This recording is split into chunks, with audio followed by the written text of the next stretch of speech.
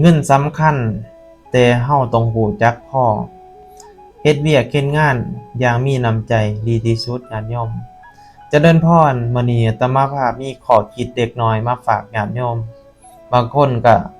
สิประสบพบพ้อกับปัญหาแบบนี้อยู่เฮ็ดเวียกร่วมหมู่บ่มีความสุขเฮ็ดเวียกร่วมหมู่แล้วเกิดมีความทุกข์ใจ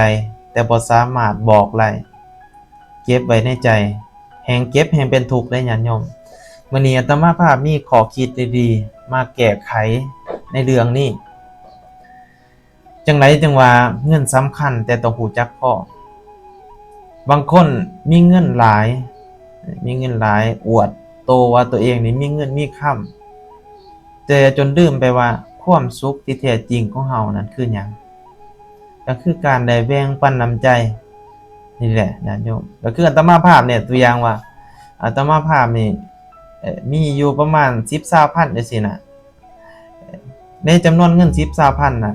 อาตมาภาพก็แบ่งปันให้ผู้ที่ด้อยโอกาสไปก็คือซื้อปึ้มซื้อบิ๊กซื้อซ้อจังซี่น่ะเพื่อแบ่งปันน้ำใจเพื่อเคิ้นว่าเพื่อให้กำลังใจถึงว่ามันสิน้อยแต่ว่าเฮาก็ให้ด้วยใจเด้ญาติโยมดีกว่าเฮาสิบ่ให้พอดีเฮาเกิดมาอยู่ในโลกเดียวกันนับถือศาสนาเดียวกันอยู่ในโลกเดียวกัน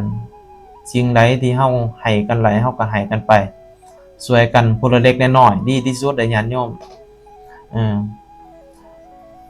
ให้แล้วบ่หวังผลตอบแทนดีที่สุดพอใจในสิ่งที่ตนได้ให้ได้ทานไปอันที่2ก็คือทำงานแบบมีน้ำใจตัวอย่างว่าเฮาไปเฮ็ดเวียกเฮ็ดงานเป็นพนักงานอยู่ในโรงงานบ่อิหยังก็แล้วแต่เนาะออกจากบ้านจากเมืองไปเฮ็ดเวียกร่วมหมู่มาแต่ใต้แต่เหนือหมู่มาอยู่ร่วมกันเฮ็ดเวียกก็มีน้ำใจแบ่งปันกันตัวอย่างว่าเฮาถือขนมไปผู้หนึงก็ถือข้าวไปบ่แม่นว่าแยกกันกินนะญาติโยมก็คือเอิ้นว่าเฮ็ดให้ความสามัคคีหันแตกแยกกันฉะนั้นแล้วเฮาต้องสร้างความสามัคคีเฮ็ดเวียกร่วมกันก็คือเอามาเสริมใส่กันเอามากินนำกันเอิ้นว่าการรับประทานอาหารหรือว่าการกินข้าวร่วมกันนี่ก็ถือว่าสร้างความสามัคคีการเฮ็ดเวียกร่วมกันก็คือกันมีน้ำใจต่อกันบ่ไปซ้ำเติมในเรื่องที่หมู่ทุกข์ยากหมู่ทุกข์จิตทุกข์ใจเฮาควรที่ว่าจะให้กำลังใจเขานะญาติโยมบางครั้งว่าเห็นเขามาเฮ็ดเวียกเนาะเขาเมื่อยเบิ่งสังเกตเบิ่งหน้าตาเขาเมื่อยเขาท้อกับชีวิตเฮาก็ต้องถามหมู่ของเฮาเพื่อให้กำลังใจกันก็คือแต่ละมื้อเนาะปกติแล้วเฮายิ้มแย้มใส่กันแต่ว่า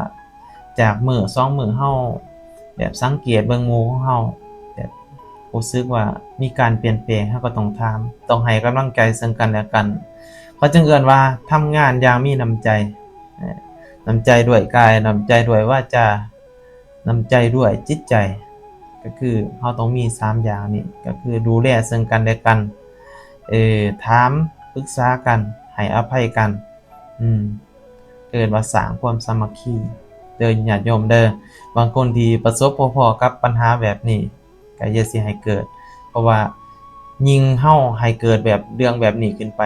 ยิ่งเฮ็ดให้การทำงานของเฮานี่แตกแยกกันก็คือการทำงานของเฮานี่บ่ราบรื่นฉะนั้นแล้วอาตมาภาพเป็นกำลังใจให้ญาติโยมทุกคนทุกท่านที่สู้กับเวียกกับงานที่สู้กับทุกปัญหาอยู่หวังว่าบ่มื้อใดก็มื้อหนึ่งหวังว่าญาติโยมก็คงสิประสบผลสำเร็จดังที่ตนเองตั้งใจไว้ตั้งแต่ยังน้อยบางคนก็มีความใฝ่ฝันแตกต่างกันไปแต่ว่าความใฝ่ฝันนั้นมันสิตรงหรือว่ามันสิตามที่เฮาตั้งเป้าไว้หรือบ่ก็ขึ้นอยู่กับตัวของเฮาเองญาติโยมฉะนั้นแล้วอาตมาภาพเป็นกำลังใจให้ญาติให้โยมทุกคนทุกท่านเจริญพรสาธุ